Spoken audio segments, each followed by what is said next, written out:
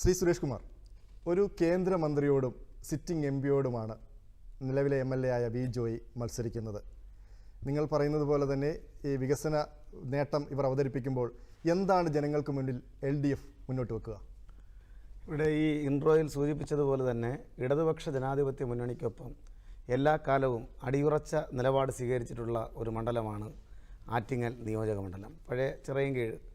ഈ ആറ്റിങ്ങൽ നിയോജക മണ്ഡലത്തിൻ്റെ രാഷ്ട്രീയ ചരിത്രം തന്നെ ഇടതുപക്ഷ പ്രസ്ഥാനത്തെ പുൽകിയ ചരിത്രമാണ്.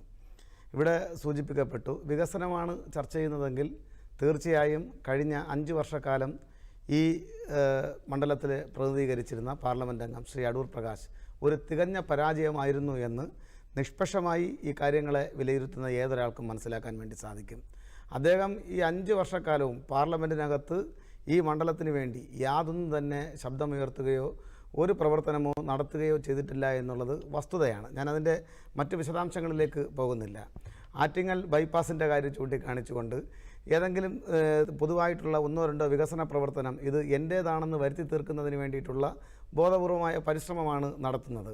നമ്മളൊരു വികസനത്തെ അടയാളപ്പെടുത്തുന്നത് നമ്മുടെ പൊതുവിദ്യാലയങ്ങൾ, ആ പൊതുവിദ്യാലയങ്ങൾക്കകത്ത് ഭാവി തലമുറയ്ക്ക് വേണ്ടിയിട്ടുള്ള ഇടപെടൽ ഏതെങ്കിലും രൂപത്തിൽ ഈ MP കഴിഞ്ഞ 5 വർഷക്കാലം നടത്തിയിട്ടുണ്ടോ എന്നൊരു പരിശോധനയാണ് ആദ്യം നടത്തേണ്ടത്. സ്കൂൾ കെട്ടിടങ്ങൾ, ഓഡിറ്റോറിയം, അതുപോലെ തന്നെ സ്കൂളിലെ ബസ്, ഇങ്ങനെ നിരവധിയായിട്ടുള്ള കമ്പ്യൂട്ടർ ലാബടക്കമുള്ള ഭാവി തലമുറയെ കരുതിക്കൊണ്ടുള്ള വികസന പ്രവർത്തനം സാധ്യമാക്കുന്നതിന് വേണ്ടിയിട്ടുള്ള എന്തെങ്കിലും തരത്തിലുള്ള ഇടപെടലുകൾ നടത്തിയിട്ടില്ല. എന്നാൽ ഈ മണ്ഡലത്തിൽ ചുറ്റുമൊന്ന് കണ്ണോടിച്ച് നോക്കൂ, നമുക്ക് കാണാൻ കഴിയുന്നത് ശ്രീ വർക്കല രാധാകൃഷ്ണൻ, അതുപോലെ തന്നെ സുശീല ഗോപാലൻ, ശ്രീ A സമ്പത്ത്, ഇവർ MP ആയിരുന്ന കാലഘട്ടത്തിൽ നടപ്പിലാക്കിയ വികസന പ്രവർത്തനം നമുക്ക് ഈ മണ്ഡലത്തിൽ ഉടനീളം കാണാൻ വേണ്ടി സാധിക്കും.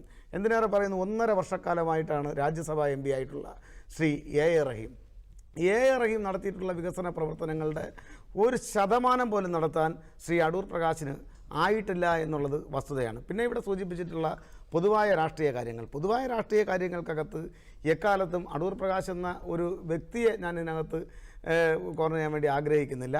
അദ്ദേഹം പ്രതിദാനം ചെയ്യുന്ന രാഷ്ട്രീയ പ്രസ്ഥാനം ഈ രാജ്യം അഭിമുഖീകരിച്ച പ്രധാനപ്പെട്ട വിഷയങ്ങളിൽ നിന്നും എക്കാലവും മുഖം തിരിച്ചെന്നിട്ടുള്ളൂ. ഇപ്പോൾ സിറ്റിസൺഷിപ്പ് അമെൻമെൻറ്റ് ആക്ടിനെ കുറിച്ചാണ് ശ്രീ അഖിൽ ഇവിടെ സൂചിപ്പിച്ചത്. സിറ്റിസൺഷിപ്പ് അമെൻമെൻറ്റ് ആക്ടിനെ കുറിച്ച് രാഹുൽ ഗാന്ധി നടത്തിയ ജോഡോ യാത്രയ്ക്കകത്ത് ഏതെങ്കിലും രൂപത്തിലുള്ളൊരു പരാമർശം നടത്തിയിട്ടുണ്ടോ? AICCയുടെ പ്രസിഡന്റ് ശ്രീ മല്ലികാർജ്ജുന ഖാർഗെ ഇതിനെ സംബന്ധിച്ചൊരു സ്റ്റേറ്റ്മെൻറ്റ്, ഇത് നാടിന് ഏതെങ്കിലും തരത്തിൽ നാടിന് നടത്തുന്ന ഉപദ്രവത്തെക്കുറിച്ച് ഏതെങ്കിലും ഒരു വരി പറയാൻ തയ്യാറായിട്ടുണ്ടോ? ഇന്ത്യൻ നാഷണൽ കോൺഗ്രസിൻ്റെ ദേശീയ നേതാക്കന്മാരടക്കം മാധ്യമപ്രവർത്തകരുടെ മുന്നിൽ നിന്നും സിറ്റിസൺഷിപ്പ് അമെൻമെൻറ്റ് ആക്റ്റുമായി ബന്ധപ്പെട്ടുള്ള ചോദ്യങ്ങളിൽ നിന്നും ഒളിച്ചോടുന്ന കാഴ്ചയാണ് നാം കണ്ടിട്ടുള്ളത്. ഇത് നമ്മുടെ പാർലമെൻറ്റിൽ അവതരിപ്പിക്കുമ്പോഴും അതുപോലെ തന്നെ നിയമമാക്കിയപ്പോഴും അതിശക്തമായിട്ടുള്ള പോരാട്ടം നടത്തിയിട്ടുള്ളത് ഇടതുപക്ഷ പുരോഗമന പ്രസ്ഥാനങ്ങൾ മാത്രമാണ് എന്നുള്ളത് നമുക്ക് പരിശോധിക്കാൻ വേണ്ടി കഴിയും. അത് സിറ്റിസൺഷിപ്പ് അമെൻമെൻറ്റ് ആക്ട് മാത്രമല്ല, NIA ഭേദഗതി വോട്ടിനിട്ട സന്ദർഭത്തിൽ അതിനെതിരായി ചെറുവിരലനക്കാൻ UDFൻ്റെ ഇവിടെ നിന്ന് പോയിട്ടുള്ള ഒരു MPമാർക്കും സാധിച്ചിട്ടില്ല എന്നുള്ളത് നാം മനസ്സിലാക്കണം. നമ്മളിപ്പോൾ കഴിഞ്ഞ തെരഞ്ഞെടുപ്പിൻ്റെ കാര്യം ഇവിടെ സൂചിപ്പിച്ചു. രാഹുൽ ഗാന്ധി ഇന്ത്യയുടെ പ്രധാനമന്ത്രിയാകാൻ പോകുന്നു എന്ന രൂപത്തിൽ നമുക്ക് ഈ കേരളത്തിനകത്ത് ഇളക്കി വിട്ടിട്ടുള്ള ഒരു പൊള്ളത്തരമുണ്ട്. ആ പൊള്ളത്തരത്തിൽ ഒരു ചെറിയ ശതമാനം ആളുകൾ വിശ്വസിക്കുകയും അതിനനുകൂലമായി വോട്ട് രേഖപ്പെടുത്തുകയും ചെയ്തതിൻ്റെ അടിസ്ഥാനത്തിൽ വന്നിട്ടുള്ള ജനവിധിയാണ് കഴിഞ്ഞ ലോക്സഭാ തെരഞ്ഞെടുപ്പിൽ ഉണ്ടായിട്ടുള്ളത്. ആ പൊള്ളത്തരത്തിൻ്റെ വസ്തുത മനസ്സിലാക്കിക്കൊണ്ട് ആ പറ്റിയ കൈത്തെറ്റ് ജനങ്ങൾ തിരുത്തും. LDFന് അനുകൂലമായിട്ടുള്ള ജനവിധി ഉണ്ടാകും എന്ന് തന്നെയാണ് ഞങ്ങൾ പ്രതീക്ഷിക്കുന്നത്.